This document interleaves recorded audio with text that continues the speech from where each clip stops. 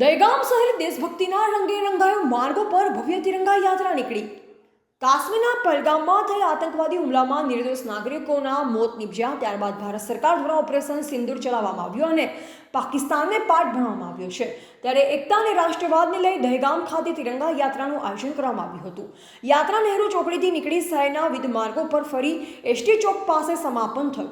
યાત્રામાં મોટી સંખ્યામાં લોકો જોડાયા હતા। આ પ્રસંગે દહેગામ વેપારી મહામંડળ, વિશ્વ હિન્દુ પરિષદ, બજરંગ દળ, ઈશ્વરીય પ્રજાપિતા બ્રહ્માકુમારી તથા દહેગામ તાલુકા ધારાસભ્ય બલરાજસિંહ ચૌહાણ, નગરપાલિકા પ્રમુખ વૈશાલીબેન સોલંકી, દહેગામ શહેર ભાજપ પ્રમુખ ગોપાલભાઈ બારોટ, દહેગામ તાલુકા ભાજપ પ્રમુખ કેતનભાઈ પટેલ, વેપારી મહામંડળના પ્રમુખ તથા તાલુકા ભાજપ સંગઠનના હોદ્દેદારો અને પાલિકાના નગરસેવકો તેમજ તાલુકા હોમગાર્ડ યુનિટના જવાનો સાથે ગાંધીનગર જિલ્લા હોમગાર્ડ્સ કમાન્ડન્ટ વિષ્ણુભાઈ પ્રજાપતિ ઉપસ્થિત રહ્યા હતા।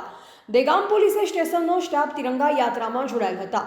દહેગામ એસટી સ્ટેન્ડ 4 રસ્તા પર શહીદોને શ્રદ્ધાંજલિ અર્પણ કરી હતી।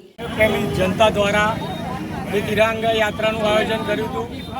તેમાં સ્વયંભૂ દરેક ભગીની સંસ્થા જોડાઈ અને આપણા સૈનિકો દ્વારા જે વીર પ્રયાસ કર્યું તેને બિરદાવવા માટે દહેગામ શહેરમાં એક રાષ્ટ્રપ્રેમી જનતા દ્વારા તિરંગા યાત્રાનું આયોજન કર્યું હતું। તેમાં ખૂબ જ મોટી સંખ્યામાં દરેક જોડાયા। એ બદલ દરેક સંસ્થાનો હું હૃદયપૂર્વકથી આભાર માનું છું।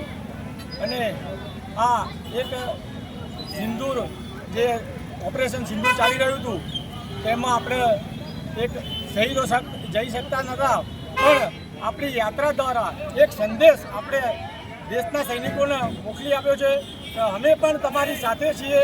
અસ્તુ ભારત માતા કી જય। આપનું નામ બનાવો, આપનું નામ જણાવો। ગોપાલભાઈ ચંદુલાલ બારોટ, દહેગામ શહેર। આજની સિંદૂર યાત્રા વિશે શું કહેવું છે? સિંદૂર યાત્રા વિશે દહેગામ નગરની જનતા દરેકે દરેક વ્યક્તિ સ્વયંભૂ જોડાયા એ બદલ હું આપ સર્વેનો આભાર માનું છું। દહેગામ નગરપાલિકા પ્રમુખ વૈશાલી સોલંકી। રિપ્રો દિનેશ ચંદ્ર શાહ, દહેગામ।